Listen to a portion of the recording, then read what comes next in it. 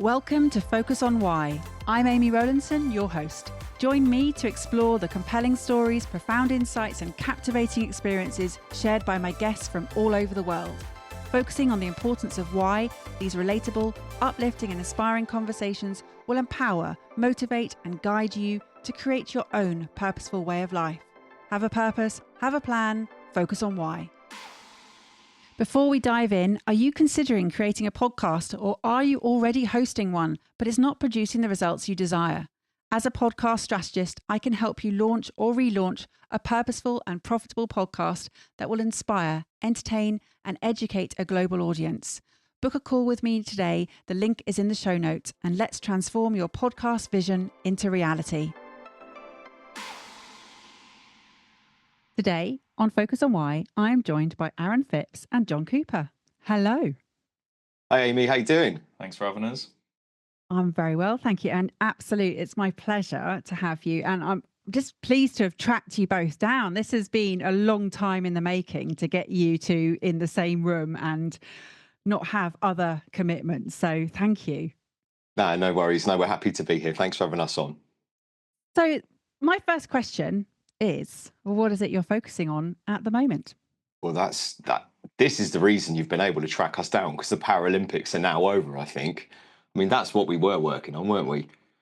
Yeah, it was a good 3.5 years or so since Tokyo. So we've been pretty focused on Paris and getting Aaron in the best position he can be in for that. And now that's over. We've finally had a chance to breathe, I think. And have a beer. But yeah, it has been a whirlwind. The problem is when you're in that environment, you are just spinning plates, aren't you? We have been doing what we could do to the best of your ability, but at that time you just feel like you don't know what you're doing from one day to the next, do you, because of all the training commitments and stuff. So I think I spent more time with him than I did with my family for a lot of it. It's fine by me. And you say that in almost a flippant response that you don't know what you're doing from one day to the next, but I can imagine that your schedule is actually pretty planned. Oh, it was. I mean, Jon was really good at being flexible, in that I'd ring him and say, oh my gosh, thanks, come up, could we move it round? And we always did to the best of our ability. I think it was always the fatigue that was the tough bit, because some of the sessions we did would only last an hour, but by the end of it, you barely know your own name. So that was tough at times, wasn't it? Yeah, and I think whilst everything was planned in that sense, it was a Aaron, turn up and do your job kind of thing, and it was Jon, turn up, do your job. And I think in that sense, you can kind of get lost in that cycle. But the meticulous planning was there. It was more just, I know I've got to be somewhere and I know we've got stuff to do. But, paid off in the end. It was quite a fun event. Yeah, the fourth wasn't so good. But, I mean, we got my children there. That was the goal. That was what we were working on, getting my family out to the Paralympics. Well, we were trying to win as well, but that didn't happen this time. But the main thing for me was that I got my daughters there, which was amazing. So yeah, it's been a mad summer, but what we're doing now is trying to tell people the story of what we've been doing, which has been fun. So what we're doing mainly is probably diary management, because we're all over the place. And to give some context to what it is that you're sharing this story, tell us more. Okay, so we started telling this story a year and a half ago, maybe. And what happened was, after Tokyo, we got the gold medal at the Paralympics. So we did it fairy tale style, fifth in the world, middle of a pandemic, to a gold medal. And there was a period of time when me and Jon had nothing. We had no resources. We were trying to train on a path in a park. It was bananas at times, and we'll talk about that a bit more in a minute. But after the games, Jon said, would you come in and speak to my MSc students? So we wrote out what we'd done, and we went and did this talk to the students, and we were explaining to them what happened. And Jon said some things which I hadn't heard about what I'd done on the journey, and some of the bonkers questions and things I'd asked him and goals that I'd set myself. And an hour and a half, 2 hours later, we were still going. And at the end, I said, we've got something special here. We need to tell people this story, Jon. And it's kind of spiraled from there, really. Do you want to jump in? Yeah, I think what was really unique about that experience was that while students were learning, we were sort of deviating from what a textbook would say or what research articles would say. and giving them the opportunity to kind of listen to the challenges we face and why we had to deviate. But by that point, we were already 7 months into our training plan. For us, it felt completely normal. And we sort of found that there were a lot of transferable messages in what we were saying to the students about how to work with athletes, or how to, problem solve, or how to be adaptable and be flexible. A lot more sort of tradecraft as such, that things that don't necessarily come across through mainstream education. When we were saying them out loud, it actually got deemed to us that it's probably more than just tradecraft. It's probably new tradecraft, and it's things that we had to collaborate with together to try and, for me, to try and optimize Aaron's performance, but also for Aaron to try and optimize me as a coach. Like, without us both being on top form, it didn't really work. So, it was quite interesting. And I think what was fun was that for the first time, Aaron had heard it from my perspective, and for the first time, I heard it from his. So I think, you can spend years and years and years working together, but never fully hear it from their perspective. So when we did hear it, it was kind of an eye opener for both of us, and it was a really enjoyable experience. But now we get the opportunity to kind of share those perspectives with others. And I always thought you were this really calm professional and you knew what you were doing all the time. But when I'm saying to you, I want to be the fastest player in the world, and you're saying to, like, that's not normal, people don't say this, I had no idea. And it was, it was quite funny. I mean, it was strange, wasn't it? Because we were doing this talk to the students, but actually it was probably more beneficial for us. Yeah, it was catharsis. It was a therapy session for ourselves, so that students just had to sit in on. It was a bonkers time though, wasn't it? I mean, that block of time when we had nothing. No, there's worse problems to have. I mean, like, I'm not getting my little violin out. I know people sadly lost their lives in COVID. We're just talking about sport. But for that block of time, we literally went from having access to world-class facilities to trying to train on a path in a park. And it was just me and you and Doris and Mabel walking their dog. Yeah. Oh, yeah. And it was, I suppose the fun bit then as well was, after we'd spoken about it, after we'd kind of reflected on it openly with students, but also within ourselves, we then started that process again to move forward for Paris. So it was very much, this is what we've just done, and we're going to try and keep doing it. And then we've sort of refined it over the last sort of 7 years of working together, I suppose. And it's been interesting to see what it's turned into now. Bromance. Yeah, you could call it a bromance. Some people think it's quite entertaining because it just looks like we know what each other's thinking all the time. But the reality is we've worked together so closely for that period of time that now there's just a lot of trust and a lot of respect in what each other bring to the table, that it can look intuitive, but it's been a lot of time and a lot of graft to support each other in that way. And this interdependency and understanding of one another's roles and what you actually bring to the party, and the translation for you, Jon, of Aaron's bonkers intentions, but actually you went away and you were like, how do I make this a reality? So everything you did was, how do I make that happen? What is it I need to do? Where do I fill these gaps in? Because there weren't resources available for you. You didn't have the facilities. Yeah, and I suppose I'd take one step further than that and say, oh my God, I don't know what to do. So when I tried to ask myself those questions, it was, I've absolutely no clue. I know what the textbook would tell me. I know what my, previous work in sport would tell me to do, but none of those were really giving me good enough answers. So when we finally sat down to come up with a training plan, and we turned up at the path and said, typical athlete, what we doing today, boss? And it's like, we're going to chat about this. It's not the usual response you give, and we're going to take our time. We're going to think it through. We're going to be very pragmatic. What do we want to work on first? What's going to be the knock-on effect of that? Where do we want to get to? So what are the small stages that we can achieve on the way? And, rather crazily, for listeners, I'm not in a wheelchair. So my understanding of what Aaron can do in a chair and what a chair can do, I would argue, are pretty limited compared to one of the best players in the world. So, he's the number one expert in what he can do. And my intention straight off the bat was, well, what can you do? What do you know about it? Can I question that? Can we find holes, find gaps in it? We sort of worked it all back to basics to figure out, well, can we find small gains in how he pushes his chair? Which we did very quickly, and then that started snowballing and things. And I think, that journey of I don't know led me to much more interesting questions about, well, what can we do and how can we do it?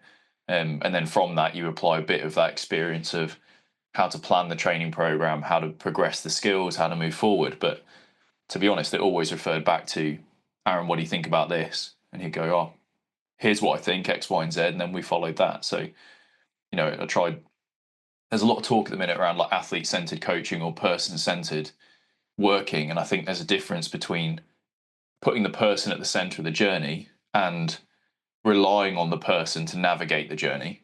And I think it was trying to sort of bounce between those two to be a support, but also to be a driver.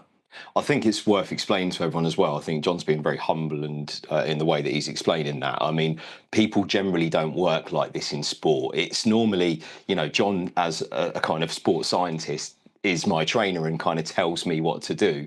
And that's kind of the norm. You're the subject matter expert and I'm like the athlete. I've been to international competitions. I know what I'm doing. And it can be a bit hostile because it's the sporty environment that it is.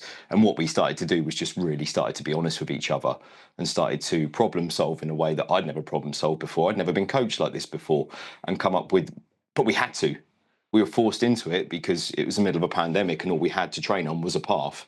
We'd lost all of our access to all our world-class equipment and we were kind of doing our best. But this is all in reflection. We didn't know what we were doing at the time. It wasn't until we went to had these conversations with the students and then kind of the penny drops of what we'd actually really achieved. And what's really interesting is this is in an isolation circumstance here. What were the other team members doing with their trainers, if they were at all? Oh, it was really tough. I mean, some of my teammates are quite vulnerable from a health perspective. So a lot of them couldn't even leave the house. So they were fortunate if they had things they could train on at home, ski ergs and stuff. I mean, we were in the path when, lockdown got lifted a little bit.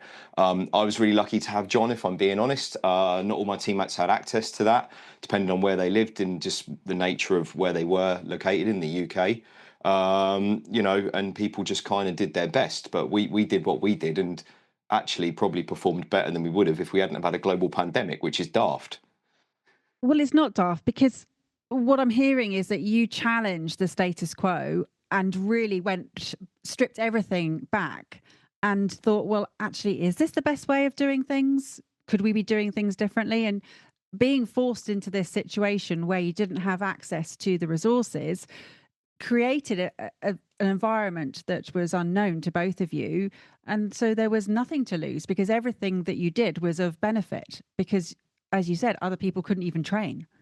Well, the strange thing was we were still getting before the pandemic, we were getting performance increases. So we trained flat out for 2 years following the traditional program, and we had a 5% performance increase over the 2 years, and we nearly broke me in the process. Then we had a pandemic, we started being honest with each other, we started collaborating in the way that we worked, and we had a 10% performance increase overnight on every one of my metrics, which is unheard of. Yeah, I mean, you talk about small gains, they're not small gains. No. In elite sport, this doesn't happen. No, if you pick up an athlete and say, in the next 6 months, I will put on 15%, like you don't commit to things like that. Even in business, if you said that, someone would look at you and think you're crazy.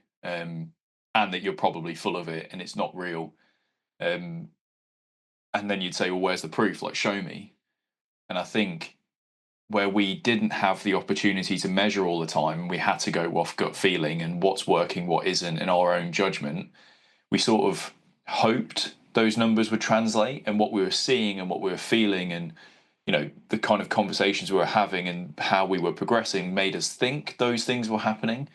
But it wasn't until we got back into the labs after lockdown had lifted a bit, we did all the testing, that we really realised what we were onto. And being completely honest with you, when we left the path, I was convinced we were going to have taken a backward step, that we were going to have to try and, pick up as much performance as we could in the last couple of weeks before the games. And we ran him through the test, and it turned out he was in the best shape of his life. In his late 30s, he was doing stuff that he'd never done before, let alone got back to.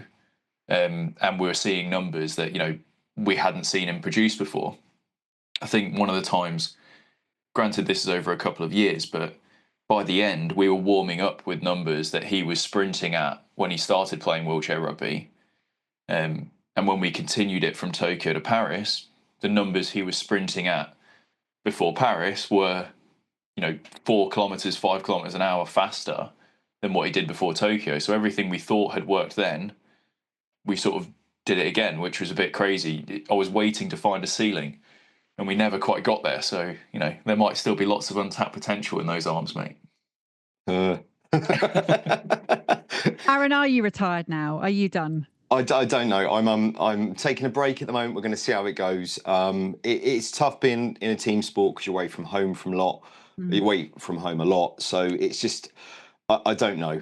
I don't know. And it's kind of nice because I am still smashing PBs. I mean, age is going to catch up with me at some point. No matter how good Jon is, at some point, age is going to catch up with me. So I don't know. We're going to have to wait and see on that one. Remind me, where are the next Paralympics as well? LA. Okay.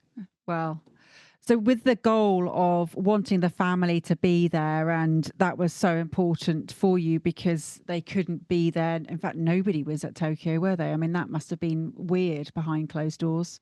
Yeah, it was strange. I mean, if I play in a tournament and we've got the first game on a Saturday morning at 8:30 a.m. somewhere random in the UK, sometimes I'm playing in front of 20 people, and as the day goes on, it gets busier. So that wasn't too peculiar. The worst thing about it was the stress of COVID, thinking you could catch this at any moment and you'd be out the games and there was nothing you could do about it. It's, all these years of work, all the stuff me and Jon had done, at any moment it could get taken away from you just by catching this illness, and then that was it. You're going into sort of COVID prison, which was basically a porta hut. Yeah, I mean, it was just unimaginable times for sure. So tell me now that there's something special that you obviously then unraveled in that talk to the MSc students, this unique experience that you have. What is it you want to do with this story? Ooh, that's big. Go on then. I think, well, to steal your own words, Amy, you talk about purpose and why a lot. And I think my purpose that I've often thought about as a coach is to support other people in achieving. I think that's where I get my pride, fulfillment, enjoyment from watching people do things they haven't done before or want to do, whether that's from supporting kids doing athletics and watching them jump a couple of centimeters further, or from watching Aaron become the best in the world. Like this, it's still achievement. And I suppose now we're starting to find it sharing the story and talking to others about trying to do things that have never been done before, or trying to break their own personal bests. And, in the world of business and, the tech people who are doing things that have never been done before, that's incredibly exciting to be able to play a very small part in that. And I think that's really rewarding at the minute. I don't know if we're geeky, but I do get a proper buzz out of that. When people start hanging off our every word and then coming back and saying, oh, this is really good, and coming up with new ideas in front of us, that's cool. That's very, very cool. For me, it's twofold. So in my sort of more motivational, inspirational speaking, I try and help people to become kind of the best versions of their self. And, I talk about me, I had to lose, parts of my body before I started to use all my potential. And I think this just gives it a different element, because the way this is structured, rather than just being a kind of motivating story, which could do that, this one has a kind of set of goals, parameters, ideas, takeaways that make it much more relevant for business as well. And also, I'm happy-go-lucky athlete. Jon here's a university lecturer. So, between us, you've got a nice mix. You've got me like, all right, mate. And you've got Jon, who's actually clever. I play sport for a living. I'm happy. I watch him play sport for a living. I'm happy. And this is something that came up earlier when you said it's just sport. And I'd love to challenge that, because sport is one of the most important things that we have in existence as a human being, I believe. I mean, because it brings so much to the table in so many different ways. And I would never put just in front of that word sport. Oh, thank you. I mean, that's very kind of you, and I'm with you, and we work really hard. But it's good the way we can bounce off each other, because sometimes I do things, I don't know why I do them. I'm not very good at articulating that, in that people, like you said, train until you throw up and puke over there, Aaron, and I'll go, all right, and I'll just crack on with it. But Jon can articulate in a way to help other people do that as well, and bring out his coaching side. So it's kind of gives it the two different elements. I think that's what I'm trying to get at. I think people relate to us differently as well, where, Aaron is the alpha that leads from the front, that wants to win and drives that performance game. And I'm someone who wants to help him do it. And I think there's a lot of people who can relate to both of those things, whether within yourself you have something you want to achieve, or something you've never done that you want to drive to. Then, well, that's Aaron. That's the little Aaron on your shoulder that's telling you, yeah, go on, push for it.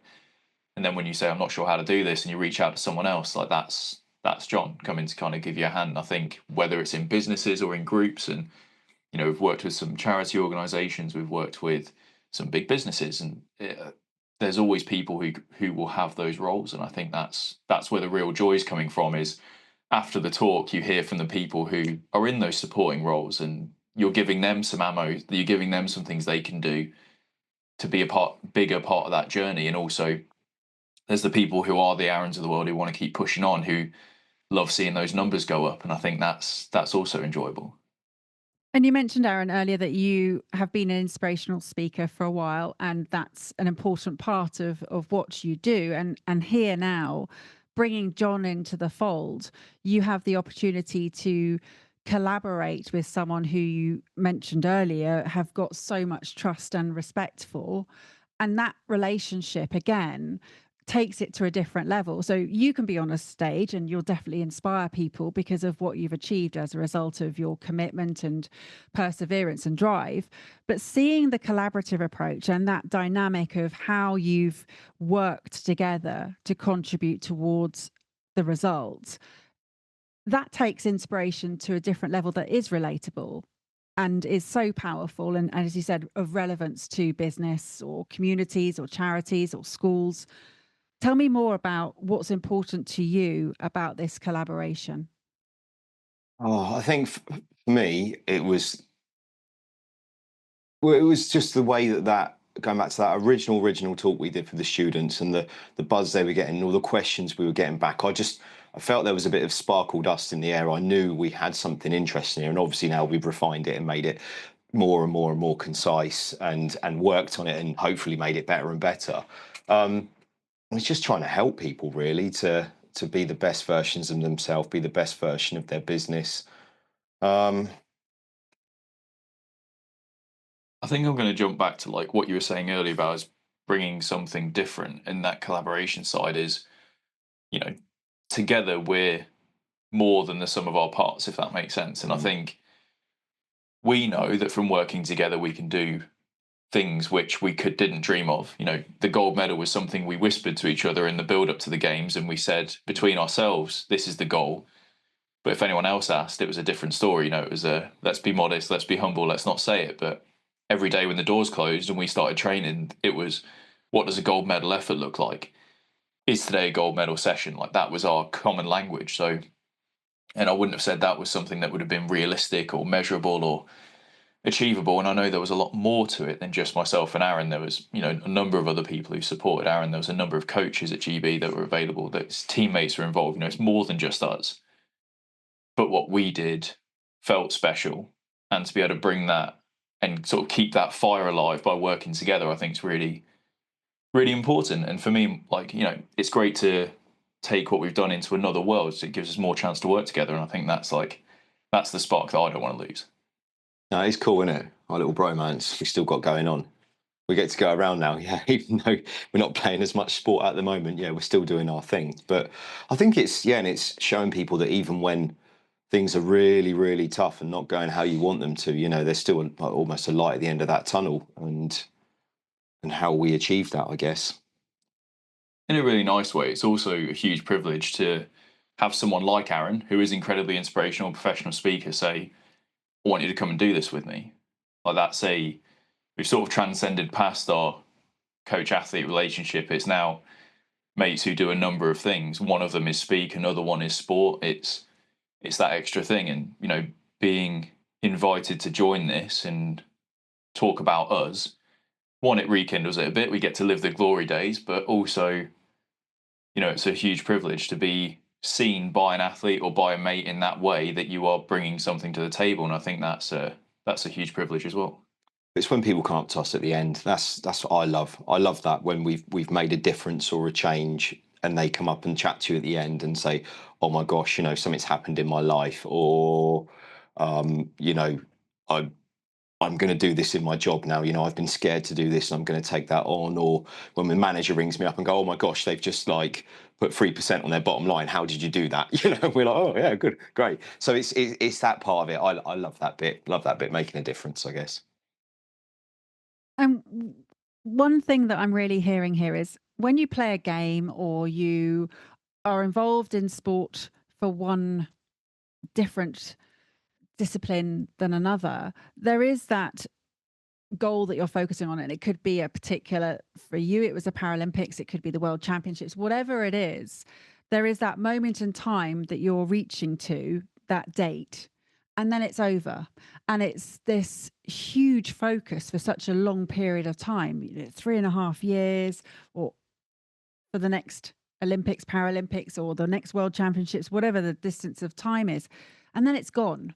And so what I'm hearing here is you're managing to sustain and relive the joy of that win, and also the training is as much part of it, which is normally not. It's normally that one game, and that here you're celebrating all of the training. And what's weird is, and this is kind of flipped on its head a little bit, in terms of our sport, I'm not always that nice. It's quite funny. Like I play a sport where we smash people out of their wheelchair. I'm screaming in people's face, trying to put them off. It's like, this is like the opposite. We're trying to help people, make them better. In my sport, I was trying to dominate and destroy people. So it's quite nice now to go back and actually help people than just be horrible. Dr. Jekyll, Mr. Hyde. Well, he's Dr. Jekyll and Mr. Hyde a bit. Yeah. Now we're giving back. For all those disabled people that I've smashed out, now we're turning the tide. Turning the tide. I like that. I think from the sports side, when you mentioned the training, you know, inherently the preparation is incredibly difficult, physically, emotionally. You know, you can cause injuries, you can be tired, it can affect you in a number of ways, and it's just not nice. Like, it's hard work, and we're not trying to undermine that in terms of that things do require hard work to keep moving forwards, but we loved it. The path became a place where we would rush to, and it wasn't, oh, this is going to be hard, let's slow down, okay, let's take it easy today. Every day was exciting. We were on this journey. It didn't matter. We're in our own little world. And I think we've always continued that kind of feeling afterwards, that, you know, the event's kind of the culmination of all of that enjoyment and excitement, and you get to test it against others. But for me personally, all the training was the fun part. That's where we were innovating, we were trying new things, we were achieving new things. You know, turning up on a Monday morning to a cold path, and then you break a new personal best, and you're laughing and joking about what you can do next and how you can bring something new. You know, that's incredibly exciting. So whilst it is hard work, mainly for Aaron, granted for myself that the physical stress isn't quite as high. And one of the privileges of coaching. Nearly broke your ankle a few times. Yeah, that wheelchair can hurt. So when he's trying to turn corners and I'm trying to get close enough to see stuff and you can clip shins, that's not that fun. But, you know, it's a small bit of pain for what he's having to go through. But that part of it was enjoyable. And I think then the game becomes the cherry on top. But if you're not enjoying all the training, then that's the majority of where you spend your time. So you are inherently not going to love what you do. And I think part of that's the not just motivation, because I think that's a nondescript, it's about drive, but the purpose you put behind training sometimes doesn't match what you want to achieve. And I think that, you know, we train for training's sake, and I think we found a way of flipping that narrative into we train to do something we've never done before, and that became very exciting. Every morning, shower thoughts, we call it, wouldn't we? I'd be like, oh, I've been in the shower, John, should we try this? I mean, you had me doing some bonkers stuff on that path. You really did, sort of. I remember one day he said to me, can you push your wheelchair without using your hands? I was like, don't be daft, it's a wheelchair, losing the title. And he's like, go on, try it. And I'm sort of going up and down the path like Beyonce, wiggling my backside, moving my chair, and, you know, and things like this. But it was exciting, wasn't it? Every time. It was WhatsApp after WhatsApp. It went mad, didn't it? Yeah, and just yesterday we met a lovely bunch of people, and one person asked me, what do you do in times when, like, it stagnates and you aren't developing, and when do you feel those moments of sort of, you know, cessation, or I'm trying to think of the right word, plateau. what do you do in those moments where you plateau? And, you know, touch wood, we didn't have any. There was such a constant drive for what's next. Where does this take us? Nothing was the finish line. It was always, this is one step to something new. We can do something else. And if anything, you know, teaching someone or trying to coach someone through pushing their wheelchair in a different way. This was something he'd done for years and years and years. And he changed it in 5 minutes and said, "Oh, I've got it. Let's move on." And it was the best, worst headache I've ever had. Like, how do you deal with someone who's progressing that fast? And I'd have whole training plans and months of training planned. And he'd just do it in a couple of weeks. Physically, obviously, it might take longer, but the technical side, he was improving incredibly quickly. And I think that's something that, you know, we never stagnated. We never really hit those pinch points because we just kept that open-ended loop going, I guess, that we never thought, okay, that bit's ticked off, let's just refine it now. It was, well, now he can move in this way. That means we've opened up 10 more doors that he could do something with. And like finding, you know, as you might have guessed, I like my own voice. I think I've got a few answers. But in some times, the best game was, can I get him to one step further and then see where he thinks he can take that? Because he's the expert in that sense. So then he'd go and try it for a bit and come back, oh, what about this? What about this? What about this? And it's like, great, I'd never thought of that. So let's look at each one of those then, and let's see what we can build on. And I suppose in that sense, you're kind of feeding off each other's ideas and improvements. So we never really stagnated. So I had to say, I don't know, to be honest. I don't know what happens when you stagnate, because we didn't. And, you know, considering we trained for 7 years, we never hit a point of, we don't know what's next, or we don't know how to improve. That's because every session had a purpose, though, didn't it? Because some of the sessions would be, okay, let's just repeat what we did the other day, just to put that one in the bank, which isn't stagnating, is it? That's just having a purpose on making sure you're, you know, filing what you need to. And also days where let's just have a go at something. And then you're never really going wrong if you're just trying it out. So, and there was never we have to hit this many by the end of this day. It was, we're going to see what happens if we work on this. And then you kind of go with the flow, I guess. That's real high performance, isn't it? Real high performance is not really knowing what you're doing, but doing your best. Anyone who says they've got an answer, that's not high performance. When I hear people say, oh, I can tell you exactly what high performance is, I sort of think, well, if you can, then that's not high performance. You know, you on a prayer and a bit of duct tape half the time, aren't you? Like, I like that. Yeah, you know, maybe that should be the title of your autobiography, mate. I totally agree. No, I think that's fantastic. Definitely a keynote on a prayer. And yeah, absolutely. Those shower thoughts that you mentioned, do you know that that's actually a neuroscience thing? You know that that's actually a reality, right?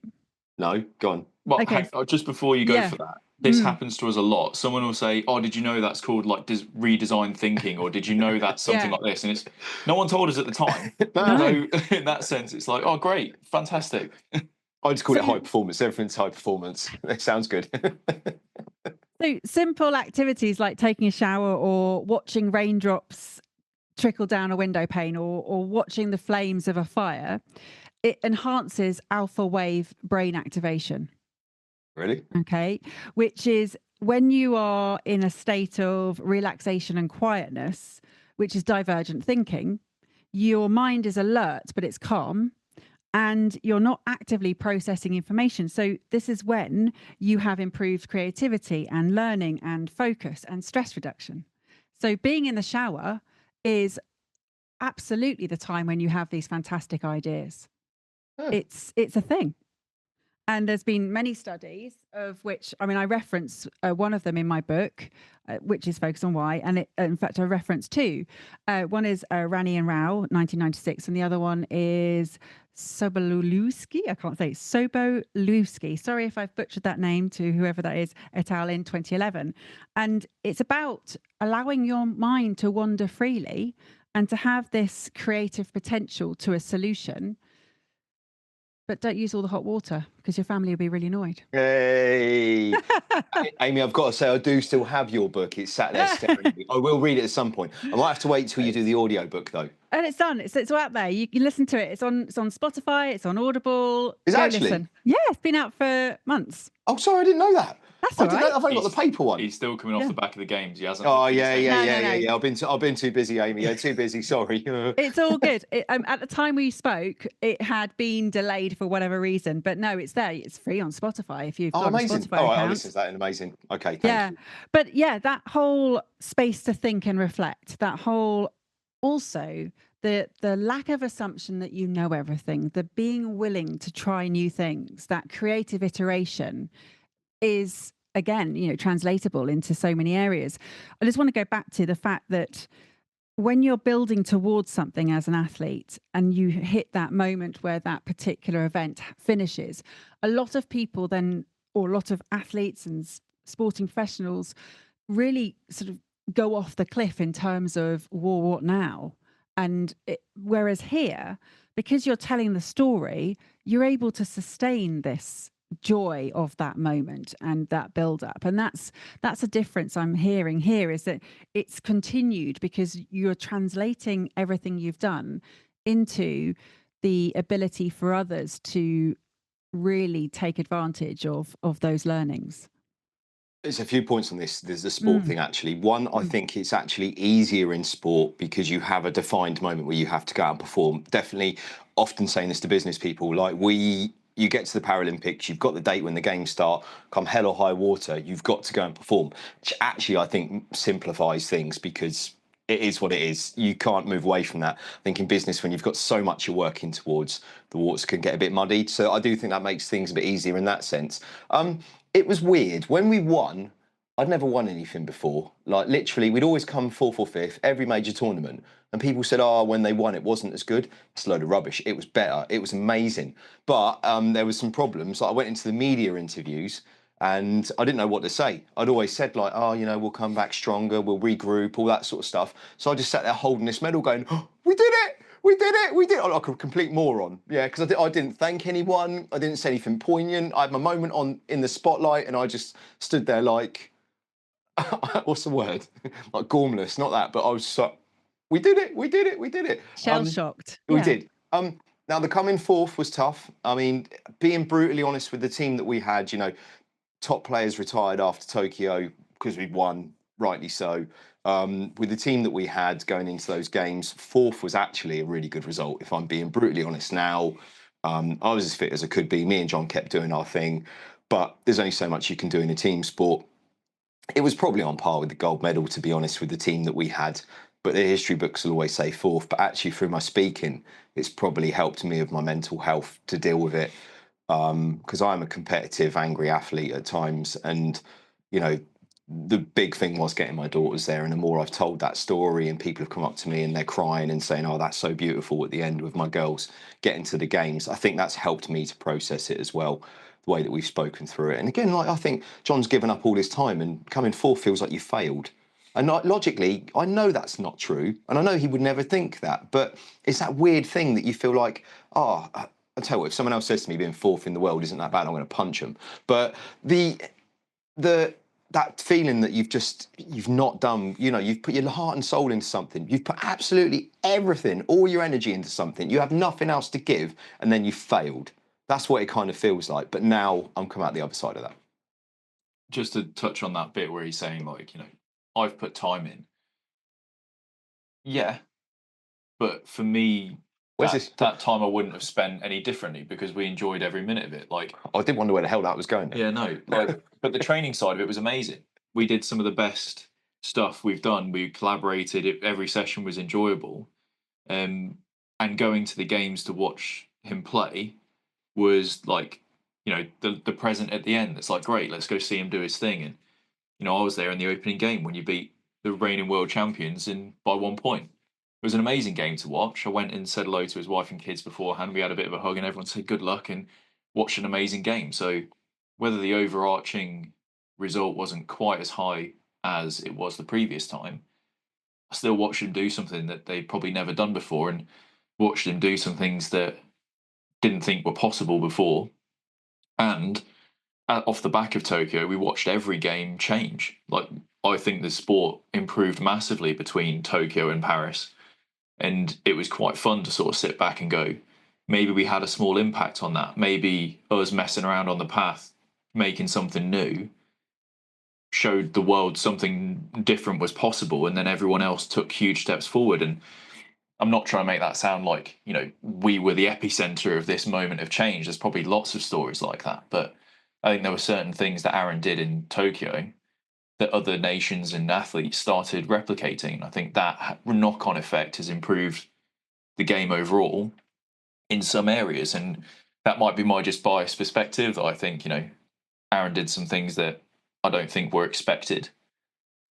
But, you know, that was also fun to watch. So I think there's lots of great outcomes that have come from Paris, not just the like fourth place is still unbelievable. We need to put that bit you just said in the talk.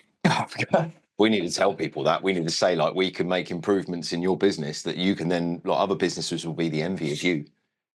You'll be the envy of other business if I sit around the right way. This is what happens when you put a microphone on me, apparently. Yeah, see, this is what I mean. We need to record him all the time. No matter what he's saying, honestly, you come out with some gold. Nuggets of wisdom that you come out with. I mean, it's not 90% rubbish and 10% good, but... That's true, I do waffle. There was something you said earlier about divergent thinking from shower thoughts. And there's a huge topic around convergent versus divergent sort of coaching methods.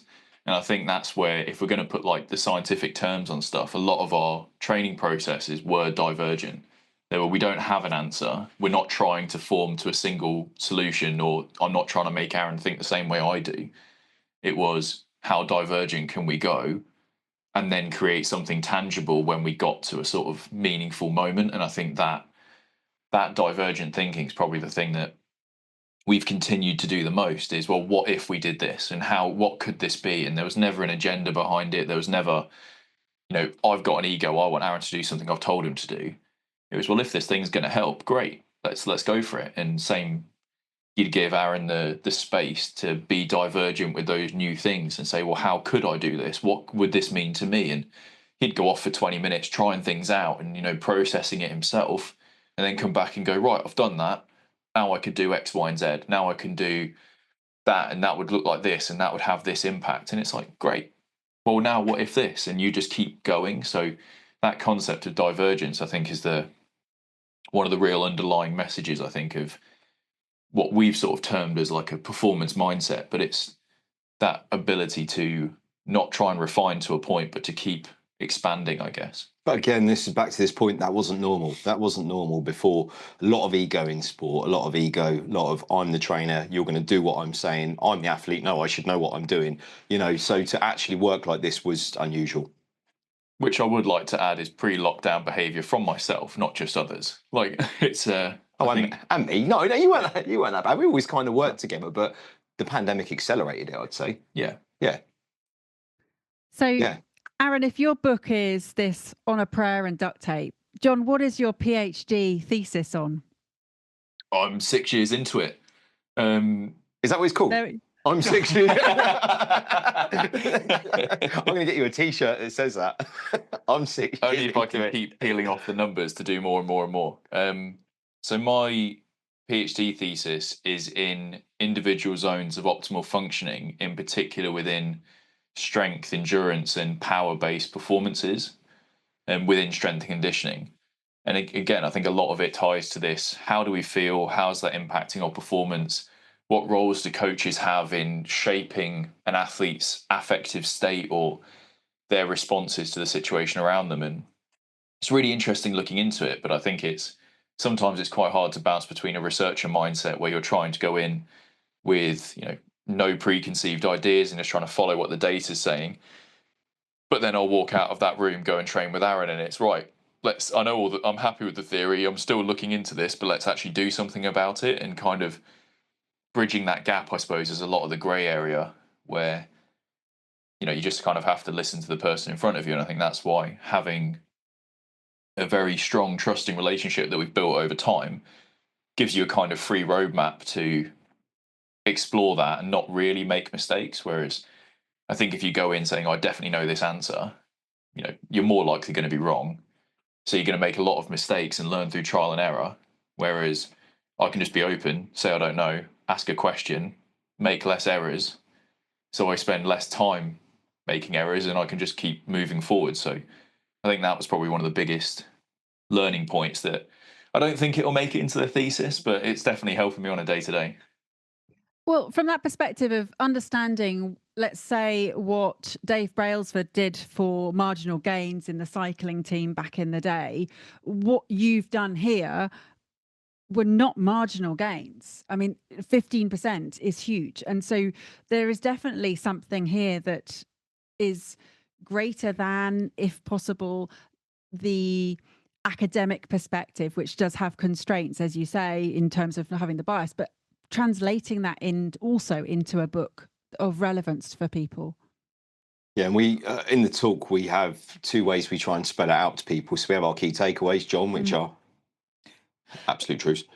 Yeah, I just wasn't expecting a segue that fast, mate. Sorry. So we talk about setting impossible goals, developing absolute truths in terms of creating that clear purpose behind what we do, having that adaptable performance mindset, a collaborative like performance partnership, but not only building it, it's in maintaining it and maintaining its effectiveness. And then it all kind of culminates to a bit of a slogan, which became our kind of mantra, I guess, is we have purpose. And then at the end of the talk, I try and wash it up with kind of the big picture stuff about, what our real purpose was and what really happened with us just being honest with each other and the barriers coming down and around resilience and making positive choices and having to have a global pandemic before we were even honest with each other. So that's the kind of the two angles we kind of go in when we do this. Yeah. The takeaways are trying to put something tangible on top of the reality is what we had to rely on feeling a lot. And does this feel right? Do we feel like we're making steps in the right direction? Was this improvement, or are we biased by the fact the sun's out today, or something like that? And I think it's trying to translate that feeling of excitement, riding the wave, capturing lightning in a bottle kind of thing, and putting some words around it. So the takeaways are there; they are ours, and they are true. But they're also trying to verbalize what was a feeling of, yeah, this feels right. And what we're seeing, we can't necessarily measure it right now, but when we did, that was when we saw those huge improvements. So, yeah. Well, the strange thing is, if we carried on the 5% performance increase, we didn't have a global pandemic, we may have scraped it through and got a bronze medal. That would have been the first bronze medal in Europe for a wheelchair rugby team. And we would have been really happy with that. And we've been going around doing this talk, talking about how we were the first European team to get a bronze medal. How good was that, et cetera, et cetera. But by going through all of this, we got a gold medal. We got these huge gains. And it's sad to think if that hadn't have happened, would all of this happened? Fate, eh? Oh, it's incredible. And I talk about euthymia, which is what Seneca described as believing in yourself and trusting you're on the right path. Now, you are literally on this path, right? It really is this thing. And then you combining that with eudaimonia or eudaimonia, however you say it. Again, I'm butchering Latin, but in flourishing in the pursuit of what's worthwhile. And this whole combination that you've come across is just gold. It's beautiful, and it's been such a pleasure to hear how you have grown and evolved and taken what you've got. And yes, there have been significant catalysts for you, Aaron. The one where you said earlier about how you had to lose parts of your body before you reached your potential, and then for a global pandemic, so individually and then globally, for the experience for that catalyst to happen. Yes, there have been catalysts, but you have taken action as a result. You have reflected on what's happened, but then you've taken action going forward in, okay, well, this is what we've got. This is what we're going to do. And you're still doing that now. I guess it's what we're trying to share with people so they can pick that up and do their best with it as well. Whilst I can't speak to, Aaron's meningitis and becoming an amputee, I think one of the big take homes for us is always you don't have to go through that stuff.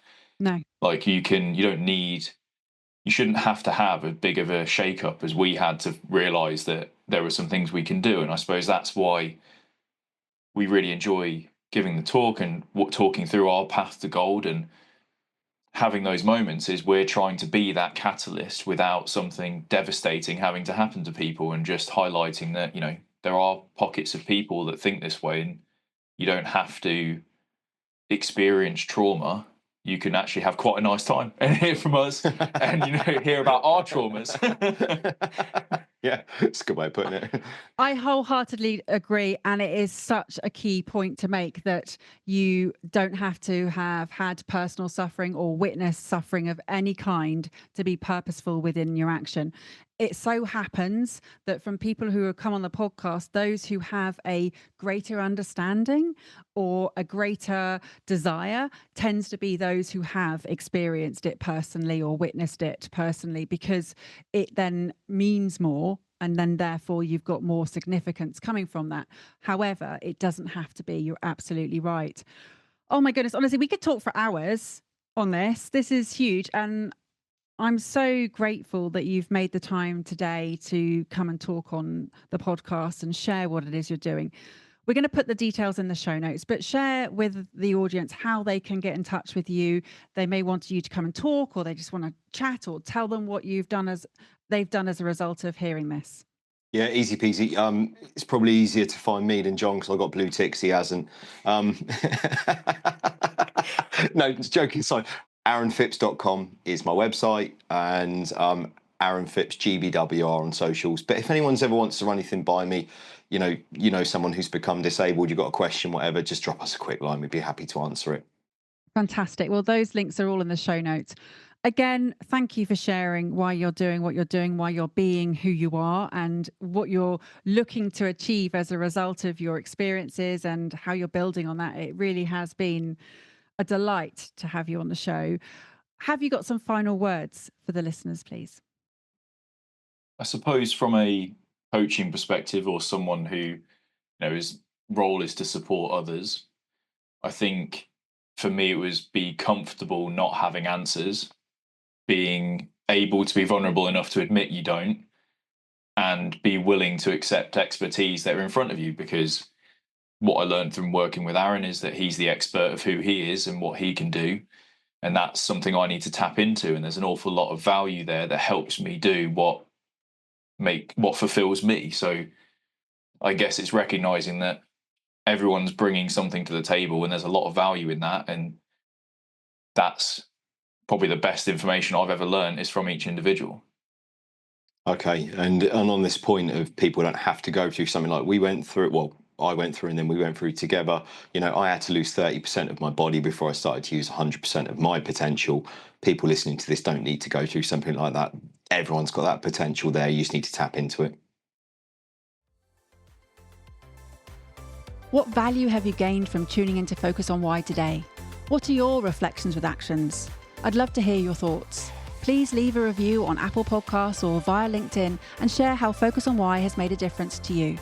Your feedback not only will inspire others, but will help them to discover how Focus on Why has created powerful ripple effects. Let's continue the conversation.